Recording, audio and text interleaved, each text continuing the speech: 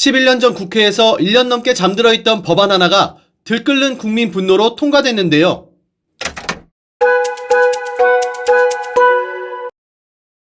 (1999년 5월 20일) 오전 11시쯤 대구시 동구 효목동 골목길에서 정체불명의 남성은 학원에 가던 당시 7살 김태환 군의 뒤에서 머리카락을 잡아당겨 입을 벌리게 한 뒤 검은 비닐봉지에 든 황산을 얼굴에 쏟아붓고 달아났습니다.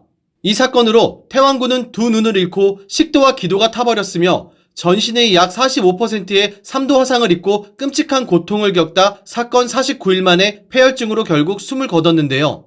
이 사건은 어린이를 특정해 인체에 치명적인 것으로 알려진 황산을 사용한 잔인한 범행 수법과 경찰의 부실한 초동 수사가 언론을 통해 알려지며 국민의 공분을 샀습니다.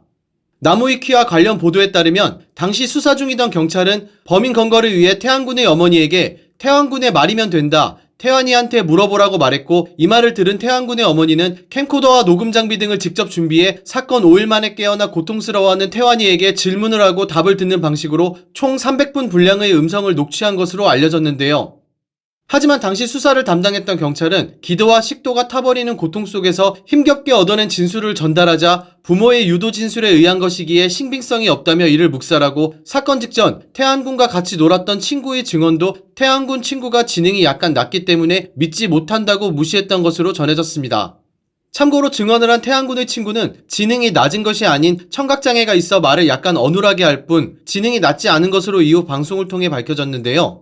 당시 태환 군은 골목에서 마주친 치킨집 아저씨 A씨를 범인으로 지목했고, 사건 발생 4개월 뒤 피의자로 지목된 A씨의 가죽 신발에서 황산이 발견되는 등 의심스러운 정황이 나왔지만 오염된 옷과 함께 보관해 증거로서 효력이 없었습니다.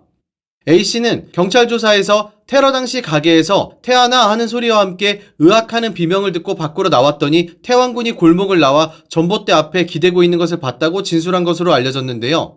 하지만 범행 직후 태환 군을 목격한 사람들은 비명은 없었다고 증언했으며, 당시 태환 군은 간신히 신음을 내며 집을 향해 골목을 기어가고 있었던 것으로 밝혀졌습니다. 하지만 당시 경찰은 A씨의 증언이 거짓말 탐지기에서 진실 반응이 나왔다는 점 등을 들어 범인이 아닌 것으로 봤는데요. 경찰은 결국 범인을 찾지 못했고 2015년 7월 10일 공소시효가 끝나면서 영구 미제 사건으로 남게 됐습니다. 사건 발생 15년이 지난 2014년 7월 4일 방영된 KBS 추적 60분을 통해 사건이 재조명되며 사회적으로 흉악한 범죄에 대한 공소시효 폐지 여론이 뜨거워졌는데요.